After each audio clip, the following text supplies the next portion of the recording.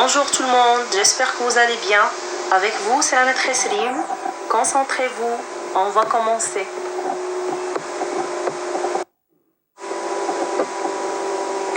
Est-ce que tu peux estimer la quantité d'eau qui contient cette bouteille? Quelle unité de mesure tu vas utiliser? Donc, à ton avis, est-ce qu'on va utiliser le gramme? Non, le gramme c'est pour mesurer un poids ou une masse. Le mètre? Non, c'est pour les longueurs. Donc on va utiliser une nouvelle unité de mesure, c'est le litre. C'est le litre. Donc le litre sert à mesurer des liquides. La bouteille d'eau contient un liquide, donc on va mesurer l'espace ou le volume occupé par l'eau. Il s'agit d'une mesure de contenance ou de capacité. Donc, la contenance, c'est l'espace occupé par un liquide. On peut dire aussi une capacité. En arabe, on dit as-si'a.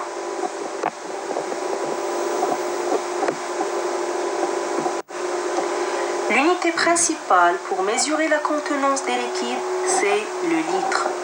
Et bien sûr, on a déjà vu que chaque unité de mesure a des multiples et des sous-multiples. Pour mesurer de contenance 10 fois plus petite que le litre, on utilise les décilitres. Et pour mesurer des contenances 100 fois plus petites que le litre, on utilise les centilitres. Et pour mesurer des contenances 1000 fois plus petites que le litre, on utilise les millilitres. Pour mesurer des contenances 10 fois plus grandes que le litre, on utilise le décalitre. Et pour mesurer des contenances 100 fois plus grandes que le litre, on utilise les hectolitres. Et pour mesurer des contenances qui sont 1000 fois plus grandes que le litre, on utilise le kilolitre. Le kilolitre est une mesure qui existe mais qui n'est jamais utilisée. Elle est remplacée par le mètre cube que tu verras au CE6.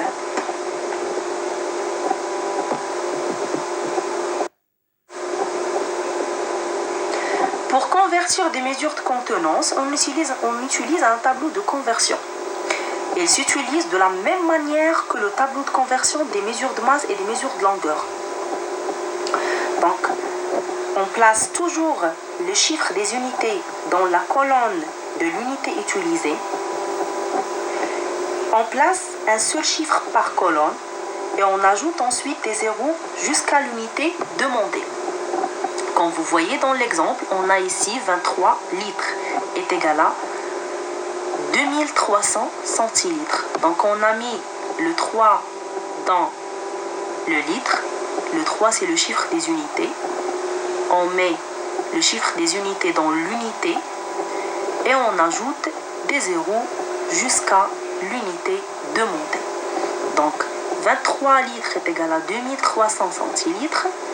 4 décilitres est égal à 400 millilitres.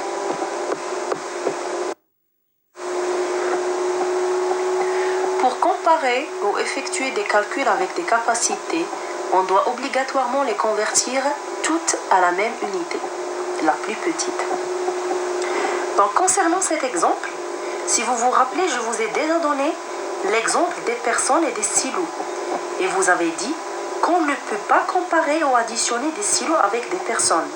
Donc toujours on doit avoir la même unité. Vous vous rappelez? On revient à notre exemple. Donc regardez l'exemple suivant. 24 litres, on va la comparer avec 2 hectolitres. Et 900 millilitres, on va la comparer avec 2 décilitres.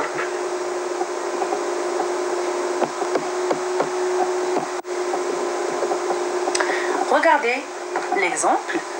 Donc 24 litres avec 2 hectolitres. Qu'est-ce qu'on va faire? On doit convertir à la plus petite unité. La plus petite unité ici, c'est le litre. Donc on va convertir la plus grande vers la plus petite. Donc on va convertir 2 hectolitres au litre. Ça va nous donner 200 litres. Et 24, c'est plus petite que 200. Donc 24 litres, c'est plus petite que 200 litres. C'est plus petite que 2 hectolitres selon le tableau de conversion. Le deuxième exemple, 9 millilitres et 2 décilitres. Qu'est-ce qu'on va convertir? Est-ce qu'on va convertir 900 millilitres ou bien 2 décilitres? Bien sûr, maîtresse, on va convertir 2 décilitres vers le millilitre parce que c'est la plus grande et toujours on convertit la plus grande vers la plus petite. Donc 2 décilitres est égal à 20 millilitres et 900 millilitres est plus grande que 20 millilitres. Donc le signe c'est plus grand. Merci de votre attention. À très bientôt, Inch'Allah.